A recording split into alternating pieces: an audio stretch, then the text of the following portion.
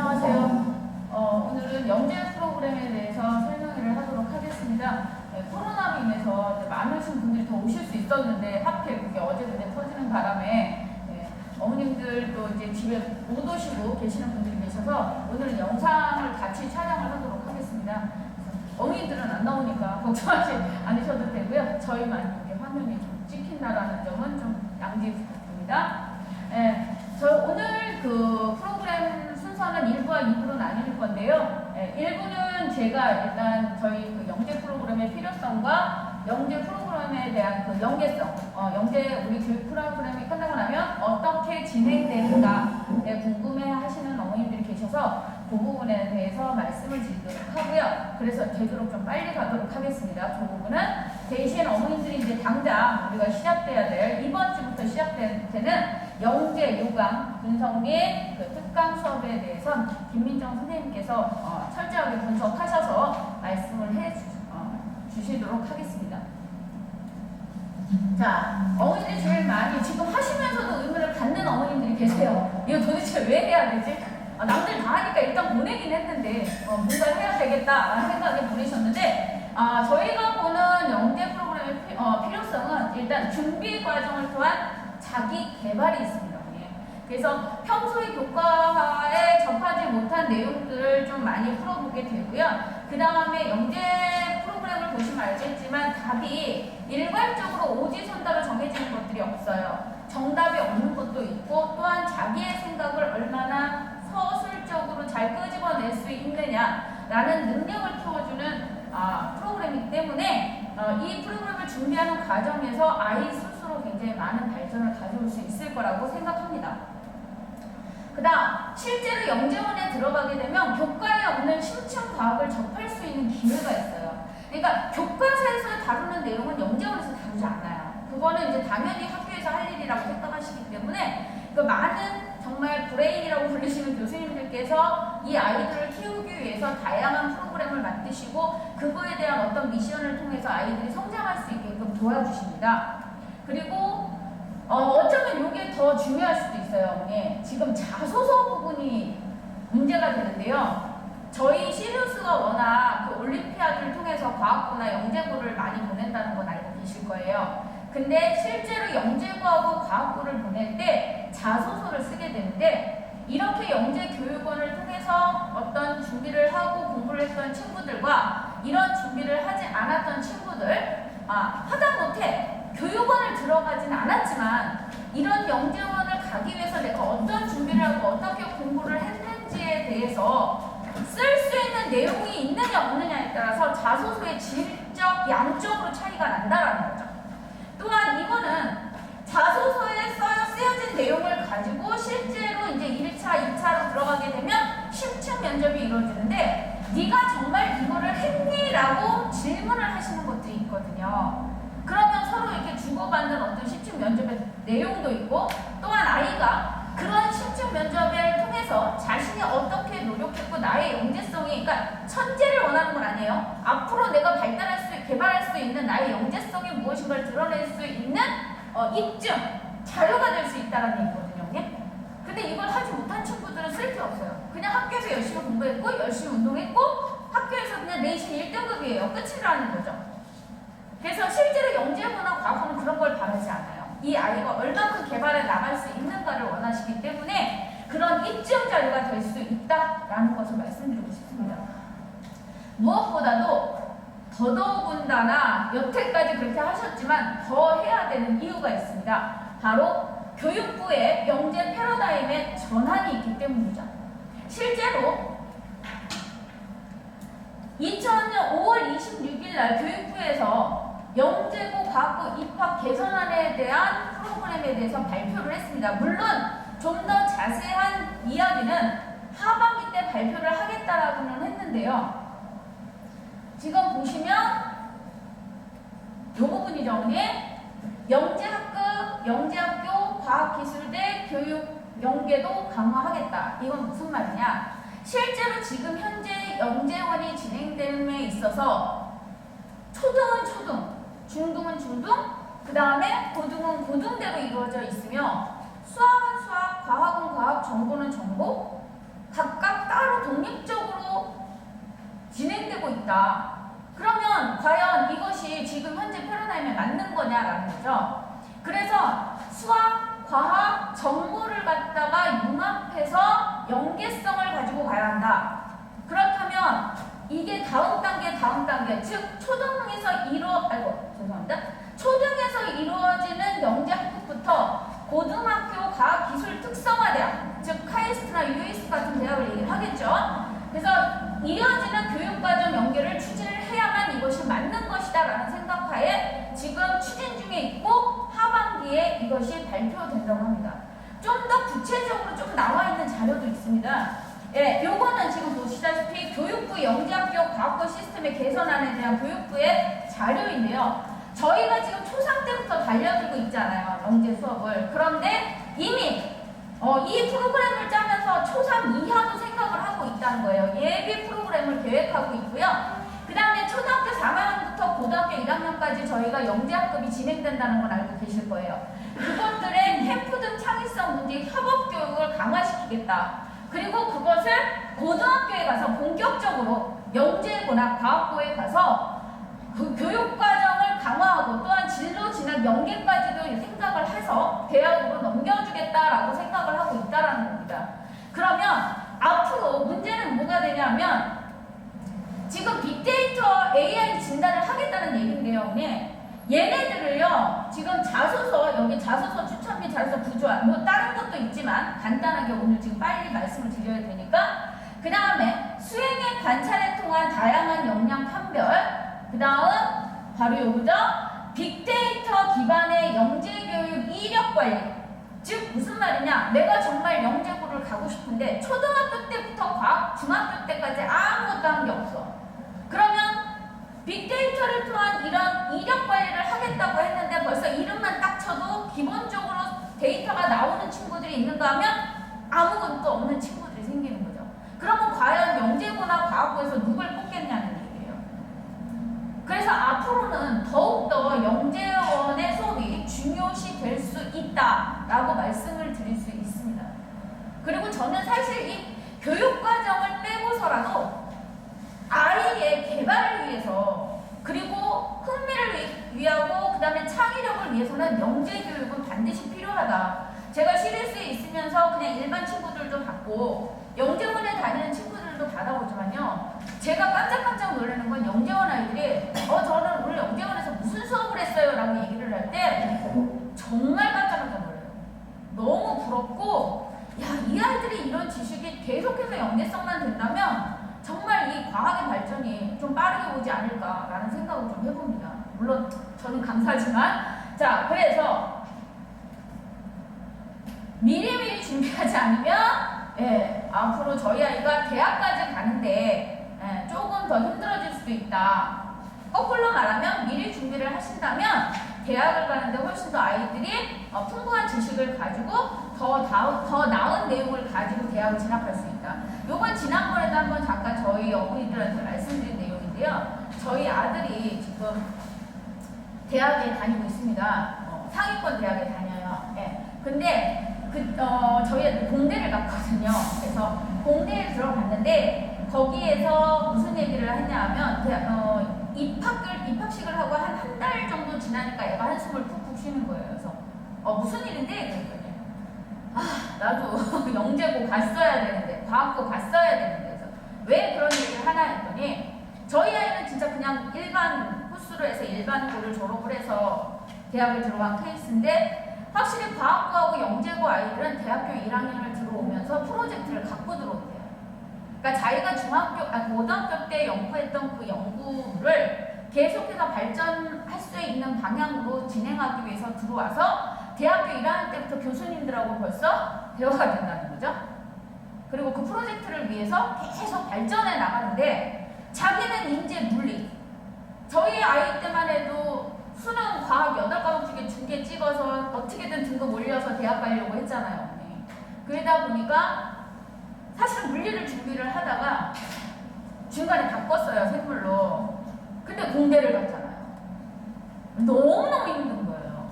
그러니까 대학교 1학년 때 너무너무 힘들게 자기는 공부를 하고 있는데 내 옆에 친구들은 프로젝트를 하고 있는 거야. 그러니까 애가 한숨을 탁탁 치는 거예요. 너무 힘들다. 나도 제대로 갈 거야. 그래서 제가 대치동 강사로서 어렸을 때부터 좀 미리 하지 않은 것을 되게 많이 좀 후회를 했고, 사실은 제 아이에 대한 자만감 때문에 저도 저희 아이 제 아이가, 그러니까 그 어머니들 마음 다 있잖아요. 내 아이가 설마 이거 못하겠어? 뭐 이렇게 후루룩 치면 상위권 대학 갈 거고, 예, 그래서 저는 성공했습니다. 예, 나름 그래도 5개 대학안에 들어갔기 때문에, 예, 그래서 그런 문제는 없는데 그게 끝이 아니었더라고요. 그리고 처음에 제가 벌써 대치동에 들어온 지 10년이 이제 거의 10년이 넘었나? 지금 세보지도 않아서. 근데 처음에 들어왔을 때는 아이들이 너무 불쌍했어요. 초등학교 아이들이. 정말 복도에서, 특히 방학 때 더 바쁜 거 아시죠, 언니? 시간이 없으니까 삼각김밥하고 우유를 갖다 엄마가 복도에서 딱 보내주면 30분 동안 그거 먹고 다음 수업 들어가야 되고, 캐리어 끌고 지금도 캐리어 끌고 다니는 친구들이 있는데 너무 불쌍한 거예요. 근데 그때는 불쌍하다고 생각을 했지만 지금 생각해보면 그게 아닌 거예요. 그리고 아이들이 그거를 해내는 아이들은요, 그 안에서 자기 만족감을 갖고 오더라고요. 그리고 나중에 뒤에 가서 아무래도 중학교, 특히 고등학교에 가서 두각을 드러낼 수밖에 없고, 그 다음에 대학까지도 연결이 되더라. 그러니까 반드시 미리 좀 여력이 된다면, 아이가 하고 싶은 의욕이 있다면 준비를 시켜주시는 게 맞다라고 얘기를 하고 싶습니다. 저는. 자, 그러면 저희 시리우스 영재부는 이미 5월부터 준비를 했어요. 그래서 초등 영재 수업이 8월까지 진행이 됐었고요. 네, 작년에 했던 어머님들은 이 과정을 패스하셨어도 됩니다. 그 다음에 이제 8월부터, 바로 지금부터 이제 시작이 되는 거죠. 저희 교대 파이널 들어가고요. 이 교대 파이널이 옛날하고 작년하고 어마어마하게 달라졌죠. 그래서 오늘 설명회가 꼭 필요했던 거고, 어머님들 꼭 오시라고 말씀드렸던 겁니다. 그 다음에 이제 요게 끝나면 합격한 친구들이 있으면 다 합격하면 좋겠어요, 사실은. 그렇지만 그러지 못한 친구들은 다시 교육청 대비로 들어가시면 되고요. 중학교 과정은 7월 중순부터 들어갔습니다. 그래서 똑같이 지금 이제 10월 10월 초까지, 요거는 이제 요건 대학 부설을 말씀드리는 겁니다. 그래서 대학 부설 준비를 하시면 되고, 그 다음에 교육청 준비는 그 다음에 하셔도 될 것 같아요. 자, 요거는 저희 시리우스 맵입니다. 왜냐하면 어머니들 이거 끝나면 뭐 해야 되죠? 항상 궁금해하세요. 왜냐하면 미래는 조금씩 그래도 보고 가는 게 좋을 것 같아서 말씀드리고 싶고요. 저희 이건 시리우스 로드맵입니다. 그래서 저희는 초등 영재 과학이 있어요. 그래서 베타 감마가 있고, 그 다음에 중등 과학, 그 다음에 길라잡이는 중등과 고등의 중간 과정이다라고 보시면 되고요. 그 다음에 이제 중등 올림피아드를 거쳐서, 그 다음에 이제 영재고, 그 다음에 고등 올림피아드, 이제 갈림길이 나오겠지만, 그래서 준비 과정이 있고요. 여기 보시면 중등 경시 인문이 있는데, 요거는 이제 알파, 베타, 감마라고 되지만, 알파 과정은 좀 없어졌고요. 근데 그냥 중등 경시 인문이 있습니다. 근데 요거는 차이가 뭐냐? 여기에서 테스트를 거쳐서 합격한 학생들에 한해서 바로 이어갈 수 있게끔. 근데 요거는 조금 급한 친구들이 했으면 좋겠어요. 왜냐하면 여기 보시면 알겠지만 저희가 일반 코스로는 물화생지가 다 들어가지만 중등 경시 임무는 물화만 하게 되는 과정이고요. 이렇게 되면 마지막에 어떤 문제가 생기냐면 중등 가서 결국은 다시 오시더라고요. 왜냐면 생물을 하나도 안 해놨으니까. 근데 예전에는 생물 지학은 학교 가서 해도 암기 과목인데라고 생각하시겠지만, 지금 어머니 혹시 이제 그 서점이나 같은 데 가서 한번 보시면 알겠지만, 중등의 지구과학하고 생물은요, 옛날 게 아니에요. 예전에 고등과정이 내려왔기 때문에 상당히 어렵습니다. 그래서 반드시 물화생지를 다 하셔야만 합니다. 이따가 그 준비인대로도 잠깐 보여드릴게요.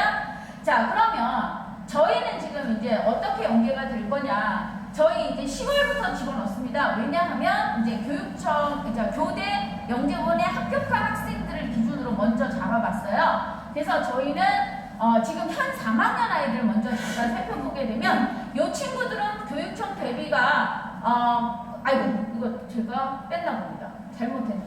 요거는 교대를 붙지 않은 친구들 먼저. 그래서 교육청 대비로 들어가고, 12월부터는 초등 영재 베타 감마 과정으로 들어가시면 되고요. 그리고 나서 또 중등, 그 다음에 다시 8월이 옵니다. 8개월 과정, 4개월에 가서. 그러면 8월 달에는 영재원 대비를 다시 하시면 되죠. 그럼 이거는 이제 그때는 다시 또 교대가 되겠죠. 네? 그래서 바로 이제 중등 과정으로 넘어가시면 되고, 혹시라도 대부분 사실 아시잖아요. 교대 너무 어렵기 때문에 3학년이 될 가능성은 사실 굉장히 낮아서 이걸 먼저 말씀을 드린 거고, 혹시 합격한 친구들은 바로 베타 감마 과정으로 넘어가시면 되는데, 그랬더니 어머니들이 그러세요. 아, 베타 과정 뭐 이미 우리가 5학년 과정까지 앞에서 지금 다 했던 친구들도 있을 거고 안 한 친구들도 있지만, 그래서 그런 친구들 이거 베타 과정 꼭 들어가야 될까라고 생각하시는데, 저희 시리우스 영재 베타 감마는 좀 다릅니다. 그래서 왜 하셔야 되는지 알려드릴게요. 학년도 어려요. 일단 학년도 어리지만 지금 요게 초등 그 영재 베타 과정에서 16회까지 이루어지는 과정이고요. 상공과 하원으로 나뉘어져 있는데, 요거의 과정이 지금 보시다시피 어머니, 요거 중2, 중3, 중2, 고1. 자, 보이시죠 어머니? 중학교 1학년 과정부터 중학교 2학년 과정까지, 특히 이건 베타인데, 베타임에도 불구하고 이 과정들이 중2부터 고1까지 연결이 돼 있다는 점. 그 다음에 베타가 끝나고 감마 과정으로 들어가게 되는데요. 감마 과정은 지금 보시다시피 이게 중1, 중1, 중3, 중1, 중1, 중2, 중2. 지금 중학교 1학년부터 중학교 3학년 과정이 다 연결되어 있어요. 그러면 이게 앞부분으로 바라야 되지 않을까 싶겠지만 어머니, 보통 베타가 끝나고 바로 중등 과정으로 연결이 돼요. 근데 앞에서 배운 거 잊어버릴 수 있잖아요. 그래서 요거 배우고 바로 중등으로 다시 들어가게 되면 배운 게 있으니까 더 쉽게 공부를 할 수 있다라는 겁니다. 저희 그 베타 영재 교재가요, 어머니.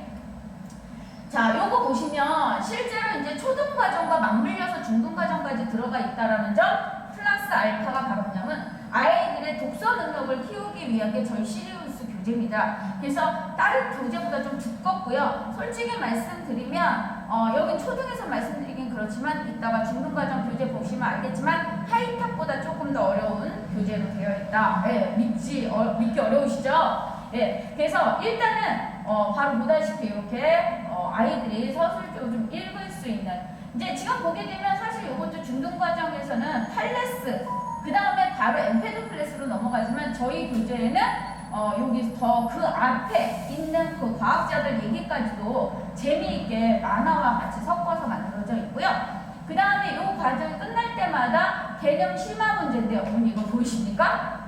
그냥 오지선다가 아니에요. 뭔지 아시죠? 아이들이 제일 힘들어하는 수능형 오지선다입니다. 이거를 이미 초등학교 5학년 때부터 저희 아이들은 준비를 해요. 그리고 바로 여기에 이제 창의 사고력 문제, 영재원법까지 다시 한번 복습을 할 수 있는, 그래서 저희가 심화 과정이 10문제 정도, 그 객관식은 10문제, 그 다음에 창의 문제는 5문제 정도 들어가 있습니다. 이게 초등학교 아이들의 필기 노트입니다. 요즘은 다 교과서 중등도 넘어가게 되면 프린트로 수업을 많이 하잖아요. 그러니까 아이들이 직접 손으로 쓰는 경우가 극히 드문데요. 저희는 실제로 필기를 하게 함으로써 아이들이 그 정리하는 습관 정도를 키우게 하는 거고요. 지금 보시다시피 이렇게 똑같은 내용 제가 똑같이 필기를 하거든요. 근데 이 친구들은 잘하는 친구들 제가 뽑다 보니까 좀 거의 비슷하게 보이는데 어머니, 둘 다 굉장히 깔끔하죠. 여기서 좀 편견을 빼드릴 수 있는 게 요거 여학생 거, 요거 남학생 거. 남학생은 글씨를 너무 못 쓴다, 정리를 못 한다고 생각하시지만 실제로 아이들이 마음 먹고 쓰면 이렇게 써요. 그래서 이런 능력을 좀 키워드리고요. 그 다음에 제일 중요한 게 이거죠. 탐구 보고서입니다. 지금 제가 올린 거는 물론 제가 제 스타일로 했지만 거의 완벽하게 똑같이, 요거는 강남구에 있는 중학교 수행평가 자료예요. 언니? 그래서 요거를, 요런 내용들을 저희 가지고 바로 실험을 해서 실제로 아이들이 쓸 수 있게끔. 보이시죠, 언니? 얘네들이 나중에 여기서 공부한 거 중학교 올라가게 되면 수행평가 전혀 두렵지 않아요. 다 해봤던 거라서 그대로 달 수 있고요. 지금 여기 보시면 결과 부분이나 이런 부분은 사실 여기서 빼갖고 오는 거예요, 제가. 그래서 저희 아이들은 수행평가까지도 준비가 됩니다. 자, 하나 더 놀라운 거 보여드릴게요. 요거, 여기 아이 이름 잘 안 보이시죠? 보이면 안 되니까. 이거는 실제 그 보고서입니다, 언니. 실제 보고서예요. 그래서 제가 카피를 뜬 거거든요. 그래서 굉장히 지저분하죠? 그래서 이 부분이 지금 저희가 똑같이 실험을 했어요. 좀 비슷한 실험으로 하게 하고요. 지금 이 실험 부분이 저희는 좀 더 복잡한 이런 기구를 통해서 아이들이 실제 실험을 합니다. 그래서 실제로 여기다가 수상시환을 통해서 기체를 뽑아내기도 하고요. 굉장히 그러니까 유리 제품도 잘 알아보게 하기 때문에 다양한 경험을 좀 할 수 있는데 무엇보다 더 놀라운 거 한번 말씀드릴까요? 바로 요건데요. 네. 요게 지금 요 강남 모 학교에서 내놓은 거잖아요. 수행평가에서. 근데 요게 작년 교대 문제였어요. 연결되는 거 보이시죠? 지금 보시다시피 연결되는 거 보시죠? 저 근데 요 풍선이 나오진 않았어요.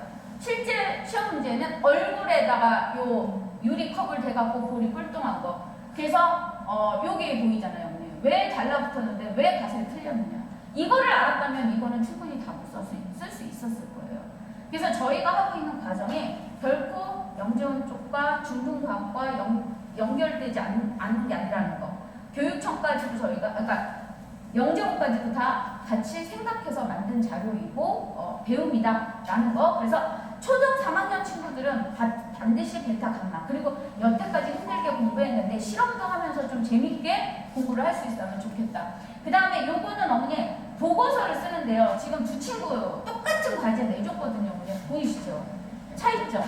제일 이제 보면 요게 보면 반응 없다. 그냥 잎이 아주 조금 나왔다. 지금 저희가 중점 들게 이런 거거든요. 아주 조금 잎이 나왔다가 중요한 게 아니라 약 4cm 정도 나왔다. 이런 좀 더 구체적이고 디테일한 이런 보고서가 완성이 돼야만 한다. 지금 시간이 없어서 조금만 빨리. 똑같은 보고서인데 보이세요, 어머니?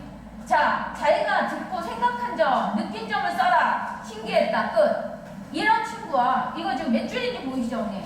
지금 교육청에서 서술형을 원하는 건 이런 걸 원하는 거예요. 한두 줄에 어떤 핵심만 얘기하는 게 아니라 자신의 생각을 구체적으로 서술할 줄 아는 능력을 키우는 게 중요합니다, 어머니.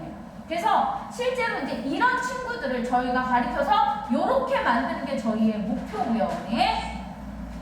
자, 그 다음에 실제 아이들의 수업 모습입니다. 빨리빨리 좀 지나갈게요. 요거는 이제 저희 아이들 얼굴이 보여서. 그래서 이렇게 다양하게 실제로 굉장히 잠깐이지만 밝은 얼굴 보이셨죠, 어머니? 그래서 저희 3학년은 이렇게 연기를 했으면 좋겠다. 그럼 현 4학년은 사실 중등 1학년 하이탑을 공부를 했습니다. 이번에는. 그래서 이 친구들 같은 경우에는 어떻게 하느냐. 만약에 교대가 안 되면, 하지만 다 돼야 된다고 생각해요, 저는. 하지만 그래도 안 될 수도 있죠. 예. 그런 친구들은 교육청 대비 다시 들어가면 돼요. 걱정하실 필요 없습니다. 뭐 교대에 있고 교육청에 있다고 해서 그 심사 과정에서 이렇게 불이익을 당하거나 그러진 않아요. 그러니까 걱정하지 마시고요. 그리고 나면 중등 과정이 있는데 저희 친구들이 좀 어리잖아요. 그래서 사실은 저희 시리우스가 어렵다고 하는 이유가 중등 1, 2, 3학년 과정을 7개월 안에 끝내요. 그러다 보니까 너무 빠르죠. 거기다 내용도 좀 어려운데. 그래서 좀 중간에 떨어져 나가는 친구들이 있어요. 그래갖고 저희가 영재원을 이제 오래 하면서 좀 많은 어머니들이 모이셨습니다. 그때 4학년 친구들이 많을 것 같아서 저희 특별히 이제 5학년 올라가는 4학년 친구들을 위해 1년 커리로 해서 한번 진행을 해보려고 해요. 그러면 빨리 준비 못하는 거 아니야? 어차피 올림피아드는 어머니 중학교 1학년이 돼야만 볼 수가 있어요. 그러면 실제로 준비할 수 있는 건 6학년 빨라야 춥니다. 그래서 앞에 중등 과정을 전론발이처럼 아니면 너무 정신없이 배우기보다는 좀 더 꼼꼼하게 저희 아이들 키워서 올려보낼 생각하고 있고요. 그 다음에 더 좋은 이 영재원을 했던 친구들이 어린 친구들이 바로 이렇게 연계 과정으로 가면 더 좋은 거는 기존에 저희 그 시리우스로 왔던 친구들은 중등 과정 7개월, 8개월 끝나고 나면 바로 물화 길라잡이 중에 하나만 잡고 갔어요. 물리를 해서 물리 올림피아드, 화학을 해서 화학 올림피아드. 저희 친구들은 물화를 다 해볼 수 있는 기회가 있다는 거죠. 물화가 두 달이거든요. 그래서 두 달 해보고 정말 자기한테 맞는 걸 찾아서 이제 진행할 수 있고 또 어차피 아시겠지만 중등으로 이 친구들이 저희 영재원 넘어가게 되면 물화는 필수예요. 물리화학 과학은 필수이기 때문에 특히 저희 딸 같은 경우에도 결국은 영재원 하다가 마지막 4상 때 포기한 케이스인데요. 그 이유가 바로 뭐냐면 이 심화가 돼 있지를 못하니까 실제로 영재원에서 수업을 따라갈 수가 없다. 그래서 결국 포기를 했어요. 저희 딸 같은 경우도. 그래서 반드시 해줘야 될 커리 중에 하나다라고 말씀을 드리고 싶습니다. 그러면 교대 붙은 친구들 어떻게 해요?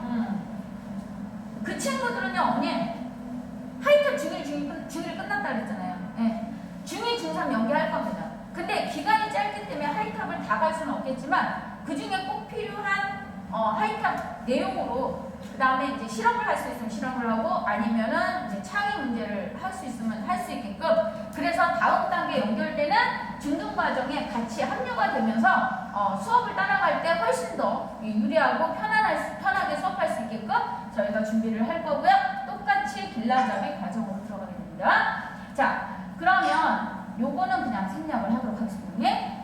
그래서 실제로 어려워하는 저희 이제 중학교 과정이거든요. 이게 1학년, 2학년, 3학년 과정이고요. 새로 신설된 올해 새로 신설되고 빠진 것도 있어요. 사실은 근데 이제 많은 내용이 추가가 됐다라고 보시면 되고요. 그 다음에 이제 중등 교과 내용을 보게 되면 저희 그 시리우스 교재입니다, 어머니. 이게 중학교예요, 어머니. 근데 이거요, 이게 저희 시리우스만의 교재라서가 아니라요. 지금 현재 이렇게 합니다. 중학교에서. 이거 옛날에 어머니들 고등학교 때 보시지 않으셨어요? 지금 중학교 과정이에요, 이게.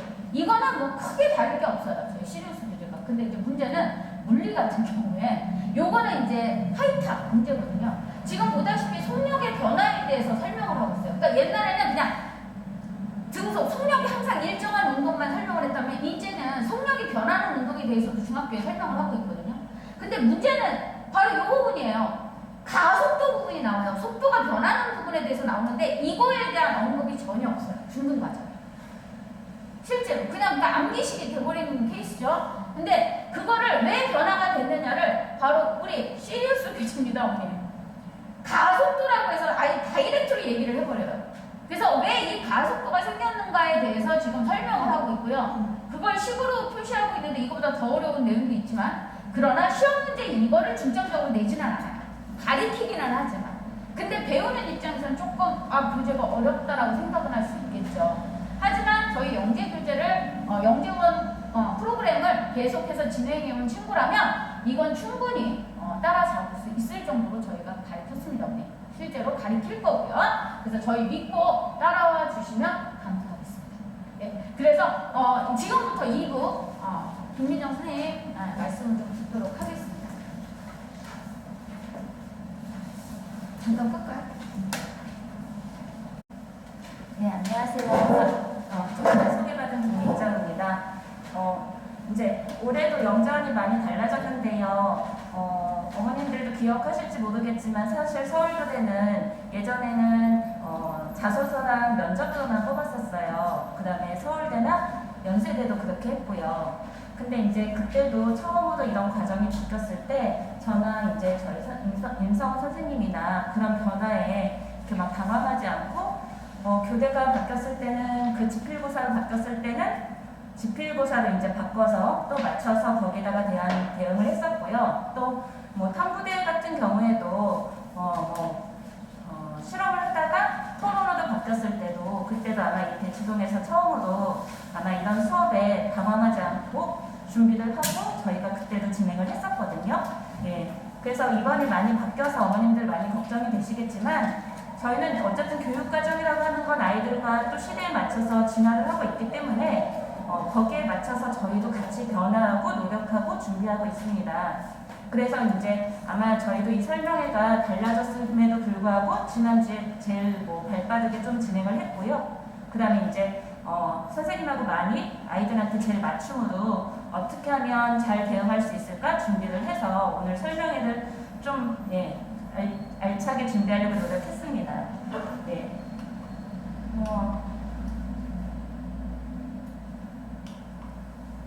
우선은 달라진 영재원 선별 준비 어떻게 할지 서울교대랑 관찰제 평가, 그 다음에 중등영재원에서의 연세대 서울대에서 어떻게 바뀌었는지, 그 다음에 이제 영재원 준비 이렇게 저는 말씀드려서 어머님들이 이제 많이 궁금해하시는 것들, 그냥 이게 이런 정도로 바뀐 거구나, 이렇게 하면 준비할 수 있겠구나라는 생각이 들 수 있게 좀 설명의 내용을 잡았고요. 시작하기 전에 어머님들께 하나 여쭤보고 싶은 건 혹시 오늘 저기 중등 영재원 준비하시는 학생들 있으신데 살짝 손을 중등 영재원 쪽도 있으신지.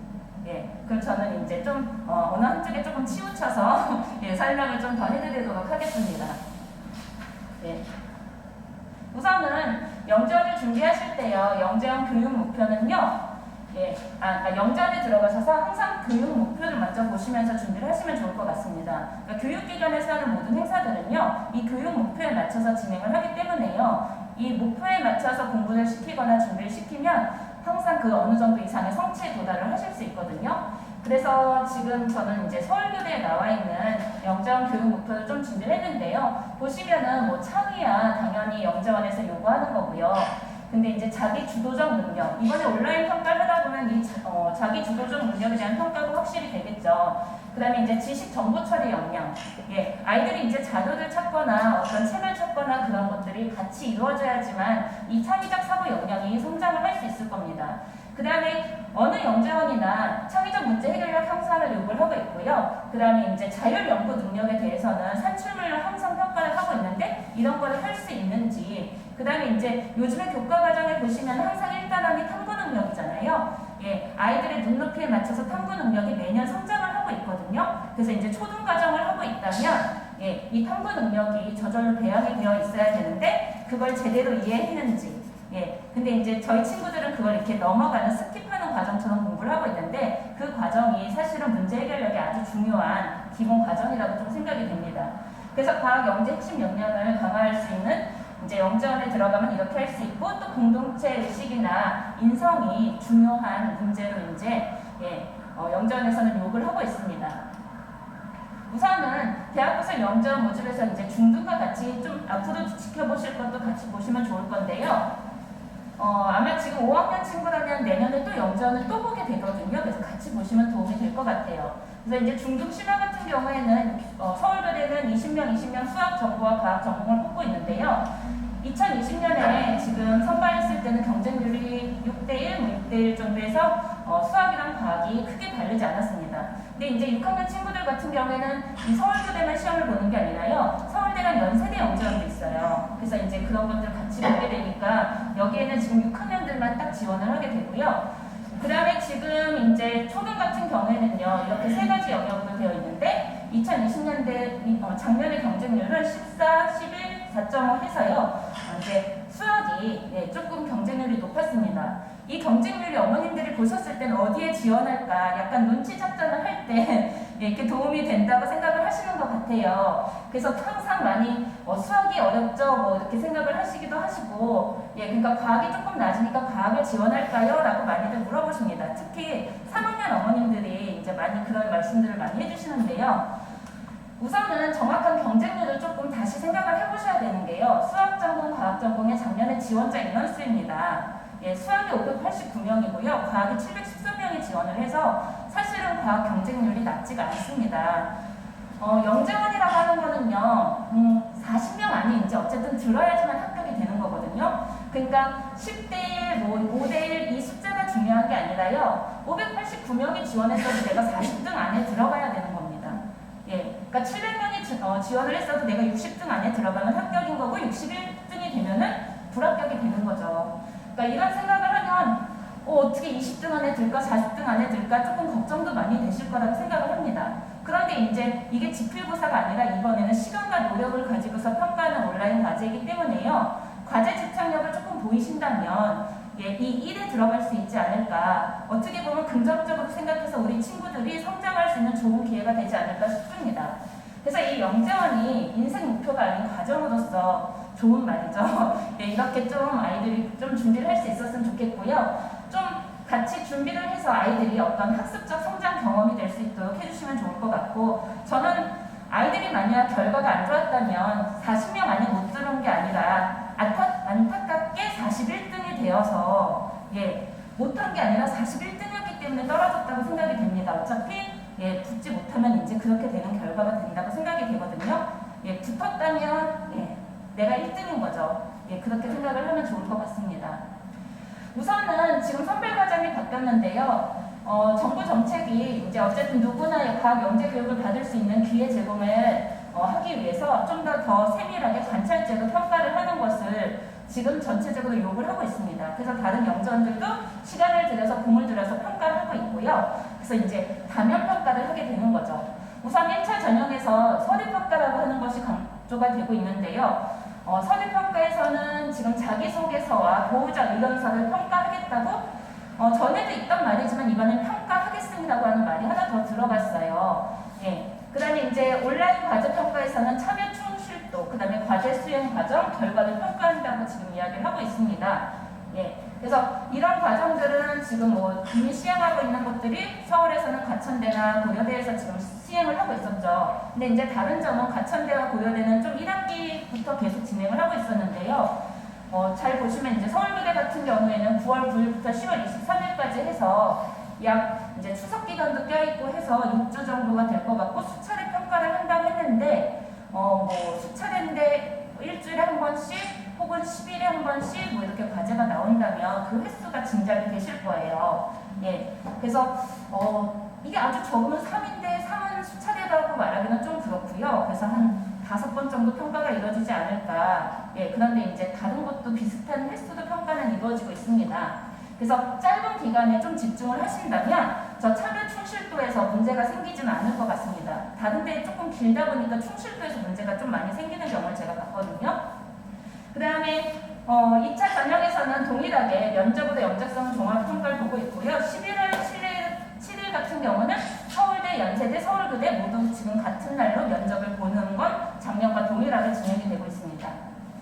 이제 달라진 또 다른 점은요. 접수 기간이 지금 빨라졌습니다. 9월 말에서 10월 초가 보통 접수였는데 이번에는 지금 9월 이제 둘째 주 기간이 접수가 빨라지게 되었고요. 그 다음에 이제 언급되지 않은 게 하나 있는데요. 1차 선발 가지고서 항상 2차의 면접에 1.5배수를 선발했었는데요. 올해는 1.5배수라는 말을 지금 언급하지 않고 있습니다. 어쨌든 요강이기 때문에 꼼꼼히 지금 샅샅이 이렇게 살펴보셔야 되는데요. 예, 그래서 서류평가 및 온라인 과제 평가 근거로 2차 전형 인원을 선발한다고 했지, 예, 1.5배수라는 말이 지금 좀 빠져 있습니다.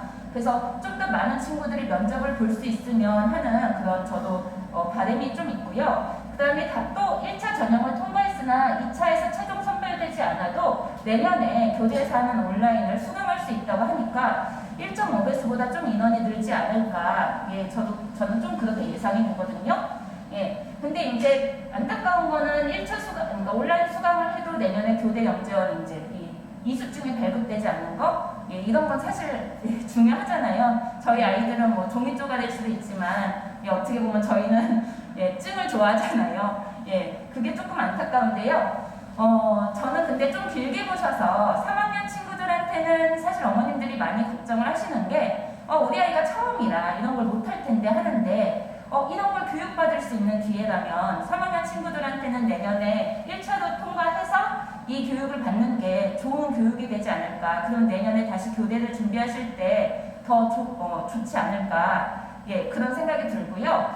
그 다음에 이제 관찰제가 많아지면 많아질수록 이런 기회들을 접해보시는 게 도움이 될 것 같아요. 제가 이제 온라인으로 하는 영재원을 이제 개인적으로 하는 친구들을 많이 봤어요. 근데 그 친구들이 그냥 영재원에서 하는 문제들을 이제 풀어보기 위해서 온라인에서 모집을 하니까 그래서 이제 온라인 영재원들을 몇 군데 이렇게 지원을 해서 본인들이 이제 거기는 좀 선별이 어렵지 않으니까 어쨌든 진행을 하는데 아이가 어쨌든 오랜 시간 동안 교육을 하다 보니까 그 다음에 자기가 처음에는 답도 이상했지만 생각하는 대로 혹은 자료조사에서 답을 올리다 보니까 장시간 지난 다음엔 아이가 많이 혼자 스스로 성장해 있는 경우를 저는 많이 봤습니다. 그게 이제 초등에서 중등으로 올라갈 때 티가 많이 나더라고요. 그래서 저는 이 온라인 교육도 좀 중요하다고 어머님들께 아이한테 공부가 된다는 거 말씀드리고 싶습니다. 그리고 아이가 거기서 재미를 찾으면 일석이조가 되겠죠. 예, 온라인 과제 평가 안내는요, 어쨌든 9월 1일 날 자세히 공지가 난다고 하니까 어머님들 놓치지 마시고요. 그 다음에 이제 온라인상에서 기본적인 교육을 하고 과제를 수행하도록 하게 하는 거거든요. 그러니까 이게 그냥 맨바닥에서 하는 것이 아니라 어떻게 하는지 방법에 대한 교육은 지금 들어갈 거라서 그렇게 많이 걱정하지 않으셔도 될 거라고 생각이 됩니다. 다만 이제 과제는 스스로 해결을 해야 되고 다른 사람이 했다는 것을 알 경우 0점 처리한다고 하는데 이 문항이 자소서 같은 데도 항상 들어가 있는 문항이기는 해요. 근데 이제 주의하실 점은 저는 그래도 이제 접속 같은 것들을 여기저기서 좀 안 하셨으면 좋겠고요. 그 다음에 이제 동시 접속이라든지 이런 걸 안 하셨으면 좋겠고, 예, 어머님들이 이제 우리 아이가 잘하나 그러면서 이제 아이디 여기서도 들어보시고 저기서도 이렇게 이렇게 직접 들어가시는 거는 좀 이렇게 자제를 해주셔서 아이가 한 곳에서 계속 했으면 좋겠습니다. 이제 다른 영재원에서는 이 IT 기록이 남는다는 이야기를 하고 있었거든요. 근데 뭐 이렇게 그게 결과에 반영이 되진 않지만 어쨌든 그 횟수랑 어디서 이제 그 기록들이 남게 되면 그렇게 아이들한테 좋지는 않을 거라고 생각이 되기 때문에 아이들이 잘 아이디 관리해서 진행을 할 수 있게 해주셨으면 좋겠습니다. 그러니까 특별히 어떤 다른 사교육기관이나 이런데 괜히 아이디를 너무 믿고 알려주시는 거는 정말 하지 않으셨으면 좋겠습니다. 그 다음에 이제 어머님들이 올해 조금 보셔야 되는 거는요. 이거는 이제 초등은 상관이 없는데 중등에서는요. 이 추천서가 지금 중등 같은 경우에 연세대, 서울대가 조금씩 추천서가 다릅니다. 그래서 이 추천서를 조금 보셔야 될 것 같은데요. 우선 추천서가 서울대 같은 경우에 2차 서류에 지금 들어가게 됩니다. 어머님들이 많이 추천을 누구에게 받느냐 많이들 궁금해 하시더라고요. 그 다음에 올해 같은 경우에 이제 담임 선생님을 제대로 아이들이 못 받잖아요. 그래서 많이 걱정들을 하시는데 어쨌든 지원자를 지도했던 담임 교사고 이전 학년도 가능하다고 하니까 작년 선생님하고 좀 이제 더 아이에 대해서 친분이 있다면 작년 선생님한테 부탁하셔도 될 것 같고요. 근데 이제 그래도 담임 선생님한테 어쨌든 말씀을 드리고 상의를 하시는 게 어쨌든 오래 관리를 해주시는 선생님이니까 먼저 하시고 작년 선생님한테 부탁을 하실 분들은 부탁을 하셔도 좋을 것 같습니다. 그래서 영재 교육기관에 계신 분한테 지원자를 가르치는 교원분에게 추천서를 받으셔도 되고요. 이제 이 경우는 지금 올해 4학년 친구들에 해당이 되겠죠. 작년에 그러니까 지금 현재 작년에 3학년 교육청에 합격한 친구들은 이런 데서도 받을 수도 있겠죠. 그래서 이런 추천서를 받으실 수도 있습니다.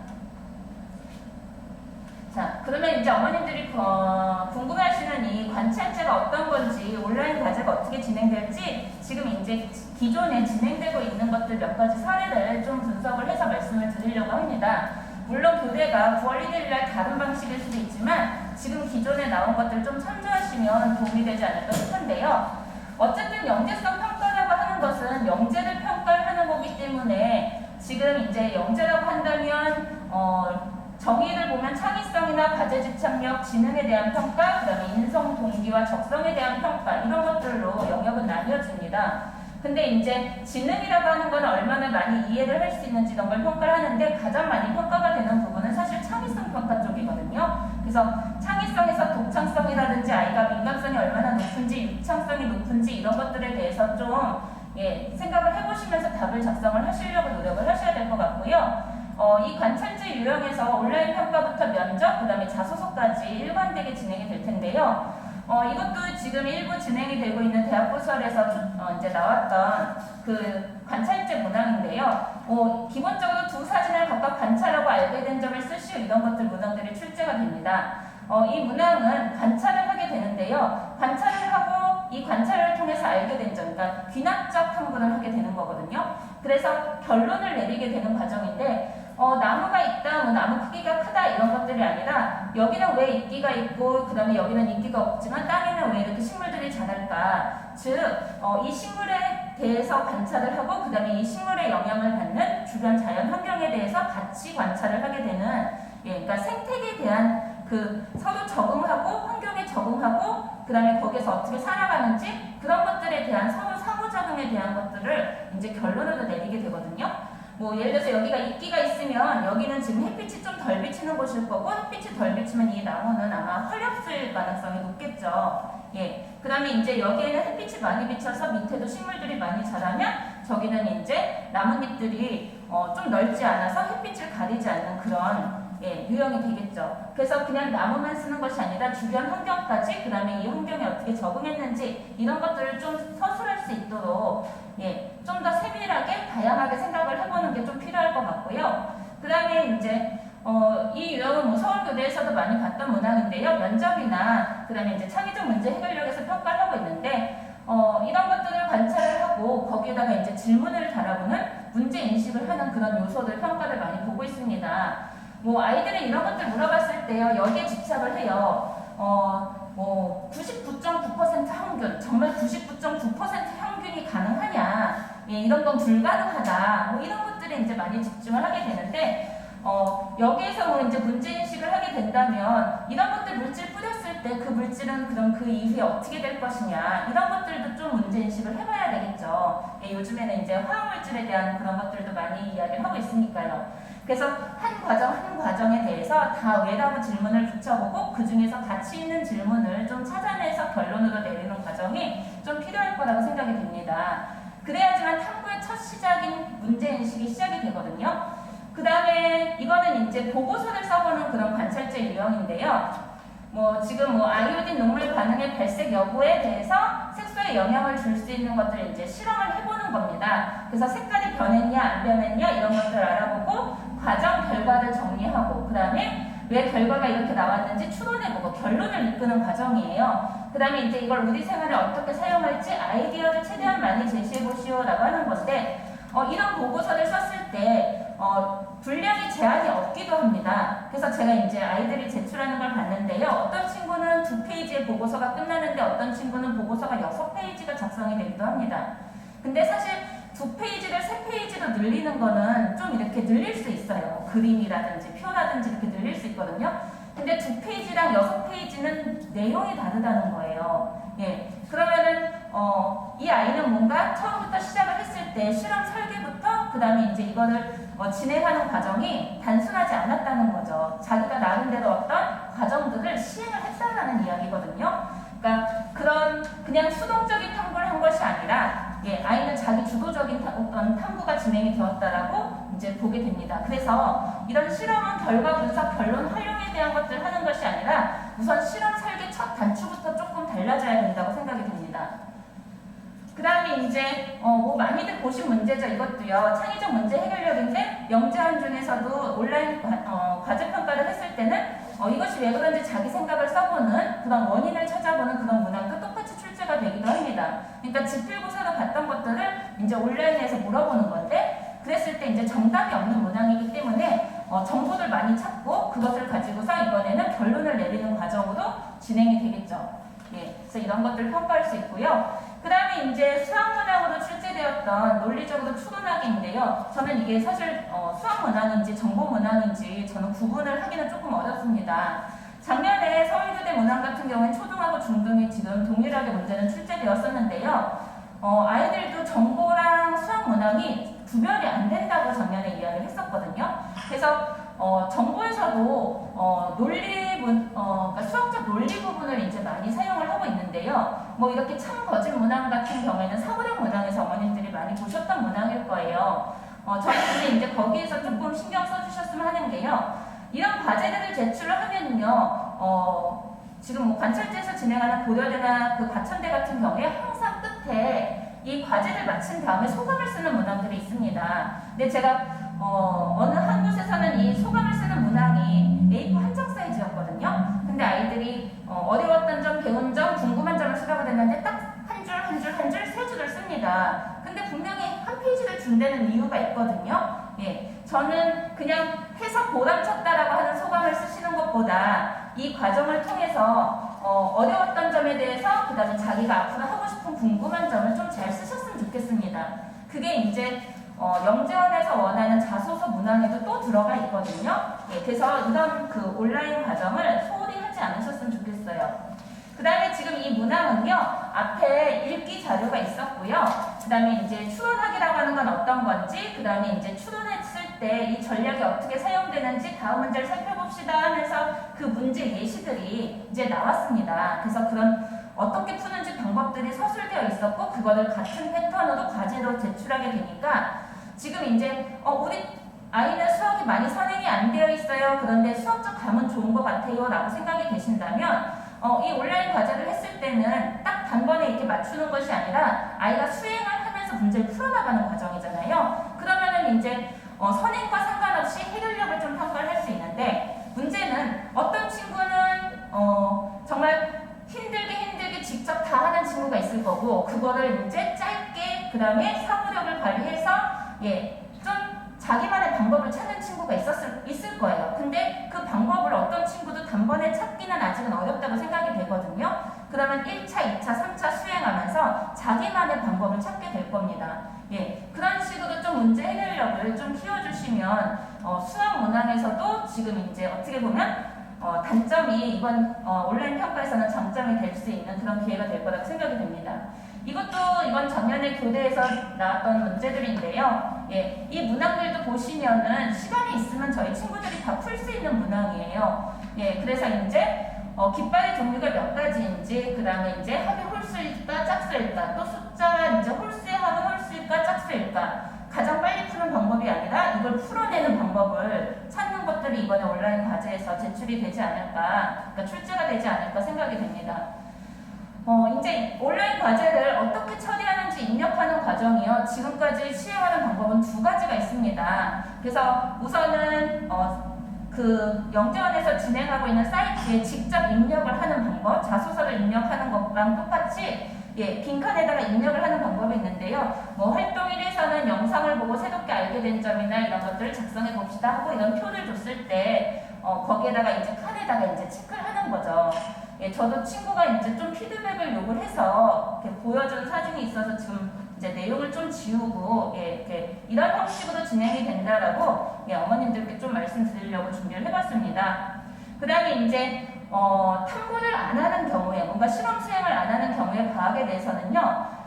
이게 어떤 요인에 대해서 뭔가 변인이라고 얘기를 하죠. 영향을 받는지를 생각을 해보는데 그래서 이런 속성을 찾는 문항들을 이제 출제를 하기도 합니다. 이 속성 찾기는 사실 이게 고려대인데 고려대는 속성 찾기를 정말 오랜 기간 동안 많이 출제를 했었거든요. 그래서 소리를 비교할 수 있는 속성, 소리의 어떤 점에 의해서 달라질 수 있는지 그 속성 찾는 문항이에요. 예, 그래서 실험을 안 했을 때는 이런 것들을 찾는 문항이 출제될 수 있습니다. 그 다음에 이제 직접 자필로 작성을 해야 되는 경우인데요. 그랬을 때 지금 보시면 여기에 분량 제한이 없고 양식을 변경 가능하다. 예, 혹 실험이 아까 나와 있는 것처럼 그 표에다 채우는 것이 아니라 새로운 양식을 만들어도 된다는 거죠. 그래서 본인의 실험 모습이나 실험 과정 같은 것들을 사진 포함해서 여기에서는 이제 스캔을 해서 이제 페이지별로 삽입해서 하나의 파일로 제출해달라. 예, 이런 양식을 하기도 합니다. 예, 이게 지금 아이들이 가장 처리하기 쉬운 방법이기는 하죠. 근데 이제 정보 능력에 대한 평가를 한다면 예, 입력을 하는 것도 할 수 있어야 된다고 생각이 됩니다. 자기소개서가 지금 이제 평가를 한다고 해서 이 경우에 올해는 많이 달라질까요? 그랬는데요. 어제 이제 서울교대 자소서가 업로드가 되었어요. 그래서 이제 공개된 바는 작년과 똑같은 문항이 처음으로 출제가 되었습니다. 서울교대가 매년 달랐었는데요. 결국에는 가장 기본적인 자소서 형태로 정착을 했는데 그래도 다행인 거는 다행인지 어려운 건지 100자 이내로 쓰는 거? 예, 그래도 글자가 많은 것보다는 적은 게 좀 편하지 않을까. 이 자소서 문항은 지금 거기 이제, 예, 지금 자료에도 들어있을 겁니다. 그래서, 지금 뭐 영재교육원에서 가장 하고 싶은 것, 예, 이런 것들은 갑자기 딱 떠오르는 것은 아니고 현재 하고 있는 내용을 바탕으로 해서 하고 싶은 게 아마 있어야 되겠죠. 그 다음에 학교에서 가장 힘들었던 것, 그 다음에 지난 1년간 읽은 책의 제목 10권 쓰고 그 중에서 인상 깊은 책, 그 다음에 이유를 쓰는 거. 그랬을 때 이제 책의 내용을 쓰는 것보다는요, 자신한테 영향을 받은 부분에 대해서 쓰시면 좋을 것 같아요. 책의 내용을 쓰시면 책이 훌륭합니다 라고 하는 게 강조가 되는 거거든요. 그러니까 자신의 내용을 쓰셨으면 좋겠습니다. 30년 후에 자신이 무슨 일을 하고 있을지 직업을 쓰는 게 아니고요. 자신이 어떤 사람으로서 어떤 일을 하고 있는지 이런 것들 쓰셨으면 좋겠습니다. 그냥 의사 뭐 이렇게들 많이 쓰시기도 하는데요. 의사가 인생의 목적은 아니잖아요. 예, 인생의 목표가 아니기 때문에 예, 내가 의사로서 어떤 삶을 살고 어떤 것에 대한 연구를 하고 어떤 사람들을 치료하고 있을지 예, 그런 자신의 모습에 대해서 좀 썼으면 좋겠습니다. 그 다음에 지역 분야에서 현재 꼭 알고 싶은 질문 한 가지는요. 아마 30년 후 자신이 무슨 일을 하고 있을지에 대해서 관심이 있는 것 혹은 그 다음에 영재원에서 가장 하고 싶은 것 이런 것들과 좀 연관성이 있다고 생각이 돼요. 그래서 지금 현재 거기에 관심이 푹 빠져있는 예, 그런 것들이거든요. 그러니까 앞으로의 어떤 탐구 설계의 첫 시작 아이디어가 될 수도 있을 거라고 생각이 됩니다. 그래서 이런 것들은 아이가 지금 갖고 있을 수도 있지만 어머님들과 좀 깊게 이야기를 해서 우리 아이가 정말 뭘 하고 싶은 건지 머릿속은 복잡한데 그걸 같이 이야기를 통해서 정리하는 시간으로 이제 활용을 하셔도 좋을 것 같습니다.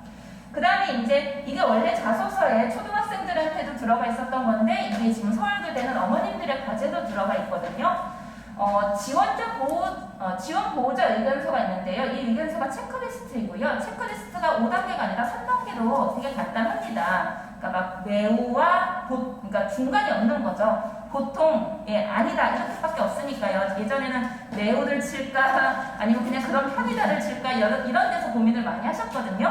그냥 끝과 끝만 있을 뿐입니다. 그래서 뭐 이렇게 고민하실 건 없으실 거고요. 이제 딱 하나의 문항이 영재성이 드러난 사례가 있다면 써주십시오라고 하는 게 원래는 이제 자신의 영재성에 대해서 쓰시오라는 문항이 어머님들 과제도 들어간 거예요. 초등학생들이 자신의 영재성을 모르기 때문에 어머님 과제도 들어간 것 같은데 이것도 역시 짧게 이제 쓰시게 될 거고요. 그랬을 때 어머님이 우리 아이들 지금 정말 여기 영재원에 보낼 만한 우리 아이가 그런 실력을 가지고 있다라고 하는 부분에 대해서 솔직하게 쓰시면 될 것 같은데 뭐 어떤 부모님들은 이제 사실 이런 영재성이 드러나는 게 어릴 때 많이 드러나잖아요.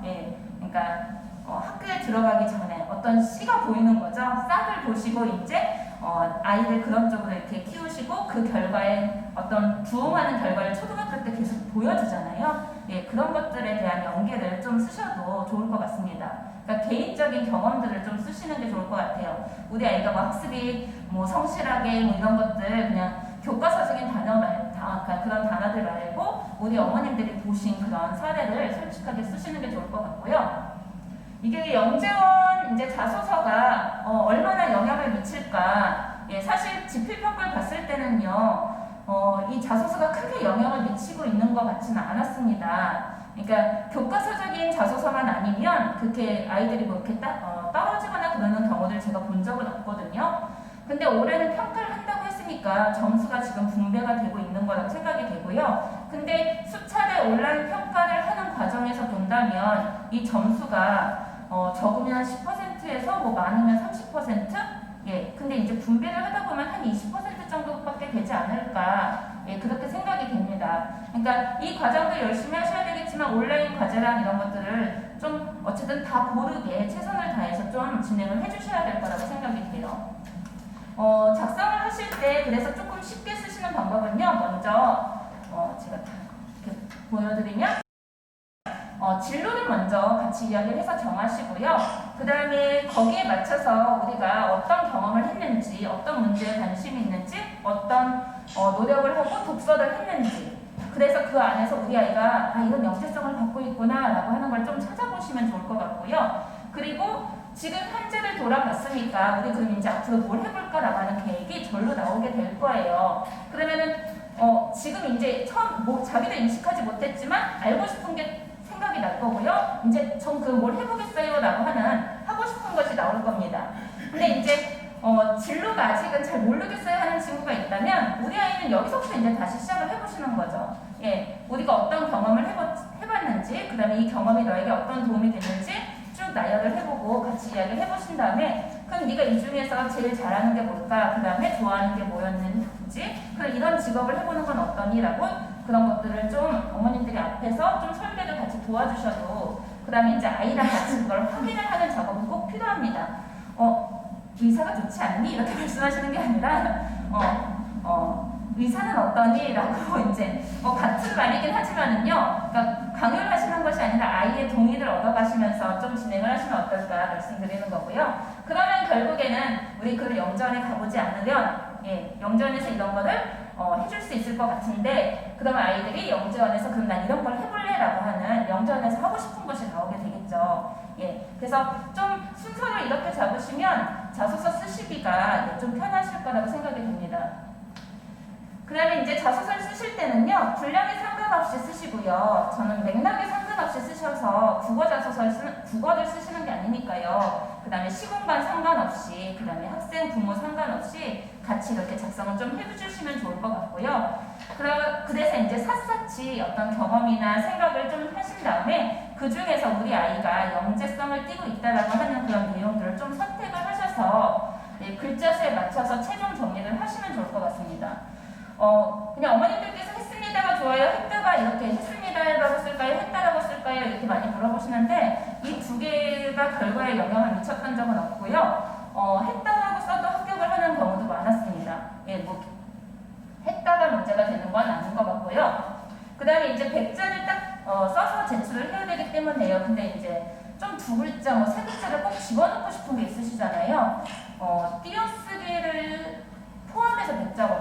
근데 띄어쓰기를 그러면은 좀 문법을 못 맞추셔도 내용을 이제 집어넣으시는 게, 예, 그 다음에 이제 그냥 제가 해봤을 때는 그게 문제가 없었습니다.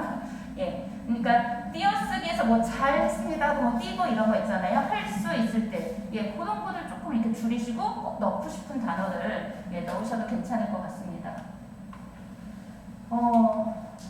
이게 이제 중등 명제어인데요. 중등 명제어는 좀 간단하게 빠르게 좀 이렇게 말씀을 드릴까요? 좀 자세히 말씀을 드릴까요? 예. 자세히. 예. 네. 지금 이 과정을 좀 자세히 보시면은요. 예. 이제 앞으로 우리 아이가 어떻게 공부를 해야 될까? 예, 이제 그런 것들을 좀 보실 수 있을 것 같고요. 우선은 지금 대학수술 영재원에서 연세대 같은 경우에는요. 수학 전공과 물리, 화학 생물이 있는데요. 과학은 지금 이렇게 영역이 이렇게 나뉘어지고 있습니다. 작년 같은 경우에 지금 올해는 연세대는 서류와 면접으로만 지금 뽑겠다고 이야기를 하고 있거든요. 근데 작년에 지원 비율은 이 정도가 됩니다. 지금 수학이 역시 높은데요. 예, 지금 과학 같은 경우에는 좀 인원들이 나뉘어졌다고 생각을 하시면 맞을 거예요. 예, 그래서 지금 거의 8대1에 4대1, 4대1 정도의 이 비율로 작년에는 지원을 했습니다. 그 다음에 이제 올해 달라지는 점이 있다면 우선 접수는 9월 14일부터 17일까지 연세대는 진행이 되는데요. 달라지는 점은요. 올해 연세대가 온라인으로 GED 온라인으로 이제 원서 접수를 합니다. 그리고 자기소개서는요. 영재원에서 그 자기소개서 양식을 출력해서 우편 제출하는 걸로 해서 지금 조금 이 GED를 사용한다는 게 많이 달라져 있습니다. 그 다음에 이제 면접도 올해는 이제 확실하지 않은 것들이 많아요. 면접이 바뀔 수 있습니다. 뭐 평가가 바뀔 수 있습니다라는 말들이 모두 다 붙어 있습니다. 그러니까 어느 날 접을 수도 있다는 이야기죠. 지금. 그래서 연세대는 면접을 온라인으로 실시할 수도 있다라고 하는 것을 지금 이야기를 하고 있습니다. 1차 필수 서류가요. 그래서 이번에 서류 평가로 뽑고 있기 때문에 많아졌습니다. 그래서 이번에 꼼꼼히 보셔야 되는데 개인정보 활용 동의서를 이제 온라인 작성을 하고 입학지원서를 GED로 작성을 하고요. 전형료 입금증 이거 중요한 거죠. 그 다음에 이제 교사 추천서가 연세대 같은 경우에는 지원자의 소속 학교 교사만 추천 가능합니다. 왜냐면 GED를 써야 되거든요. 그래서 이제 GED 때문에 이런 것들이 좀 생겼고요. 그 다음에 생활기록부가 지금 들어가고 있고요. 자기소개서가 들어갑니다. 지금 서류로 뽑기 때문에요. 추천서랑 자기소개서가 모두 1차 전형에 들어가 있어요. 작년 같은 경우에는 이게 모두 2차 전형이었거든요. 그래서 이번에는 이걸로만 뽑으니까 다 제출을 하셔야 되고요. 영재교육원 홈페이지에서 자기소개서가 9월 7일 날 이제 업로드가 될 예정입니다. 연세대는요. 그러니까 지금은 자기소개서가 안 나와 있어요. 1차 선택 서류가 있습니다. 연세대에서요. 최대 3건까지 제출 가능한데요. 영재교육원 수료증 같은 것들이 아니라 산출물에 대한 것들을 3건까지 제출을 할 수 있게 되어 있습니다. 그러니까 자소서 뒤에 A4로 3쪽을 낼 수 있는 거고 앞뒤가 아니라 한쪽 면만 이용을 해야 됩니다. 그 다음에 이제 영재교육원 수료증명서나 재학증명서를 선택 서류도 제출할 수 있고요. 그 다음에 이제 여기에서 앞에서 담임선생님의 추천서 외에 학교 선생님의 추천서 외에 영재교육기관 추천서가 일부를 더 추가로 낼 수 있다고 되어 있습니다. 그래서 영재교육기관에 다니는 학생들은 이거를 추가로 낼 수 있고 그 다음에 추천서를 개봉하는 그 흔적이 있으면 결격 사유라고 하고 있습니다. 예.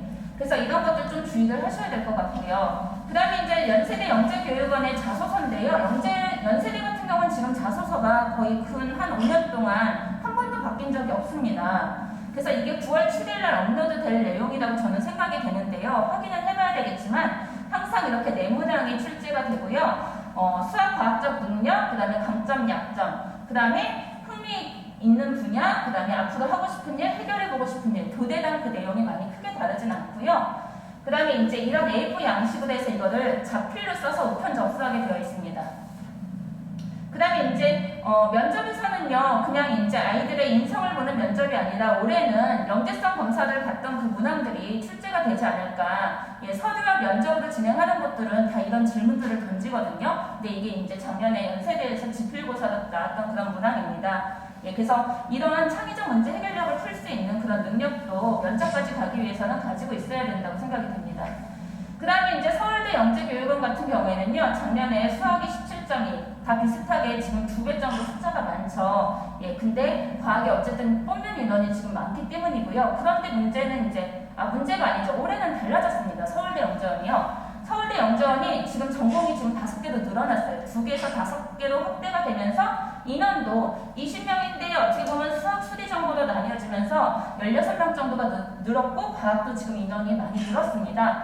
그 다음에 이제 과학 같은 경우에는요, 물리학, 천문, 화학 이렇게 지망이 나뉘어지게 되는데 아이가 1지망, 2지망, 3지망을 선택을 하고 성적 순으로 지망 배분되어서 아이들이 합격에는 이 전공을 선택하는 것이 크게 문제가 되지 않게 그래서 성적 순으로 1지망을 선택한 아이가 점수가 높으면 뭐 물리학에 붙을 수도 있지만 1지망에서 안 돼도 2지망에서 붙을 수 있는 그런 기회를 받을 수 있는 그런 평가 방식을 치르고 있어서 저는 이게 작년보다 저희 친구들한테는 더 좋지 않을까 그런 생각이 듭니다. 그리고 인원이 늘었다는 건 어쨌든 기회를 더 많이 받을 수 있는 거니까요.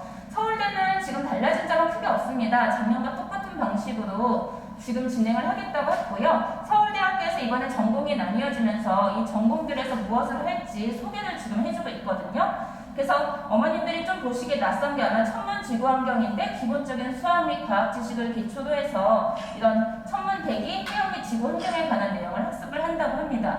서울대가 이 지구과학이 많이 강화되어 있다고 저는 계속 듣고 왔었거든요. 그래서 이제 서울대에서는 문제를 풀 때 지구과학 문제도 중요하다고 많이들 이야기를 하더라고요.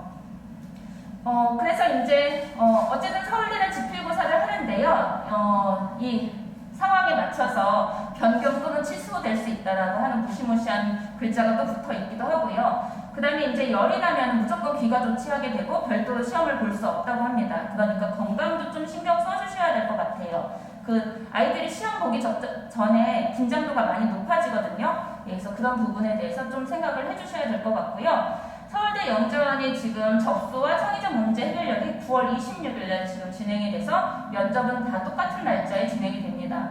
서류는 지금 작년과 똑같습니다. 그래서 2차 서류에 자기소개서와 그 다음에 추천서가 모두 들어가게 되고요. 그 다음에 이제 서울대 같은 경우에 이 말이 들어있습니다. 서울대는 온라인을 서울대 영재원 사이트에 직접 입력을 하게 되거든요. 그래서 지원자가 2020년에 전학을 했더라도 이전 학교 선생님이 지원 추천서를 작성할 수 있게 되어 있습니다. 그러니까 GED를 사용하는 경우가 조금 다르죠. 그 다음에 이제 우편 제출해야 될 것들이 이제 만약 영재교육기관에서 수료 추천을 받은 경우에는 수료 증명서를 같이 제출을 해주셔야 됩니다. 그러니까 이런 서류들을 꼼꼼히 좀 체크를 해주셔야 될 것 같아요. 근데 이제 어머님들 가장 궁금하신 거는 서울대학교 영재원에서 도대체 뭐가 출제가 되느냐. 지금 이제 예전에 출제되었다가 자소서도 바뀌었다가 다시 문제가 출제되면서 문제가 많이 노출되어 있지 않은데요. 창의적 문제 해결력 검사는 지금 이제 서울대에서 밝힌 바로는 초등학교 6학년까지의 교과과정 내 개념으로 분야별로 출제한다고 밝히고 있습니다. 그냥 요강에 나와 있는 내용이에요. 수학은 교과 수학이고 수리 정보 분야는 컴퓨팅적 사고가 필요한 수학이라고 이야기를 하고 있습니다. 논리사고력 분야가 나올 거고요. 과학, 문학 분야가 출제된다고 이야기를 하고 있어요. 그래서 어떤 것들이 출제될 수 있냐면 초등 과정에 있는 아까 이제 저희 임상훈 선생님도 보여주셨던 그 과학 단원이거든요. 이런 초등 과학 단원들이 제가 단원명을 물화생지로 이렇게 나누어 봤는데요. 이런 것들이 출제될 수 있겠죠. 그런데 이제 어머님들이 그리고 여기 이제 플러스 탐구 과정이 지금 배우고 있기 때문에 출제가 되겠죠. 근데 이제 도대체 중등 과학 선행을 얼만큼 해야 되느냐, 고등 해야 되지 않냐, 서울대 가려면 이렇게 많이들 물어보시거든요. 근데 이제 6학년 과정에서 출제된다고 했지만 과학 심화라고 하는 건 결국에는 이제 중등 과학과 고등 과학에서 물원, 화원 이런 내용들이 들어가게 되는데 저희 아이들이 어쨌든 선행을 하는 데 시간적인 물리적 한계가 있습니다. 그래서 지금 이제 초등 과정과 연계되는 것들을 말씀을 드리면 사실 1학년 과정은 초등 과정과 거의 대부분이 연계가 됩니다. 특히 이 과정들이 6학년 내용과 많이 연계가 되어 있어서 기체의 성질은 6학년 1학기, 그 다음에 물질의 상태 변화는 4학년 과정에 많이 이제 연계가 되어 있죠. 그 다음에 이제 동물과 에너지나 식물과 에너지도 6학년 과정에서 연계가 많이 되어 있고요. 전기와 자기나 이제 물질의 구성에서 이제 입자 개념 정도, 그 다음에 운동과 에너지에서 속도, 속력 개념 정도, 그 다음에 자극과 반응에서 이제 신경계 정도가 이제 초등 과정과 연계가 되어 있거든요. 그래서 저는 이제 만약 중학교 과학을 지금 막 급하게 복습을 하셔야 된다 그러면 1학년 과학은 좀 하셨으면 좋겠고 2학년 과정에서는 6학년 과정에서 많이 나오고 있는 동물과 에너지, 식물과 에너지, 그 다음에 열과 우리 생활은 5학년 과정이거든요. 예, 이런 것들 좀 해주셨으면 좋겠습니다. 서울대학교 영재원은요, 작년에 총 5문항이 나왔었는데요. 이제 소문항으로 3개에서 6개씩. 네. 이제 이렇게 출제가 되니까 문항이 한 30문항이 나왔습니다. 잠깐만. 그래서 어머님들 넘겨드릴게요. 어쨌든 이제 이런 문항들이 작년에 이게 1번, 2번, 3번, 4번, 5번 순서대로 이렇게 이제 출제가 되었었어요. 예. 그다음 이제 이게 서울대 영재원에서 출제되었던 600자 쓰기 한 문항이에요. 그래서 서울대 영재원은 한 2시간 반 정도 시험을 치렀었습니다. 예.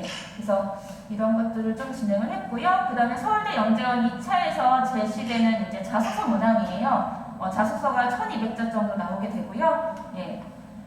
이렇게 해서 11포인트도 컴퓨터 작성해서 출력해서 우편 접수를 하게 됩니다. 그러니까 2차에 나오니까 지금 좀 준비를 해주셔도 도움이 될 것 같습니다. 자료에 다 있고요, 어머니.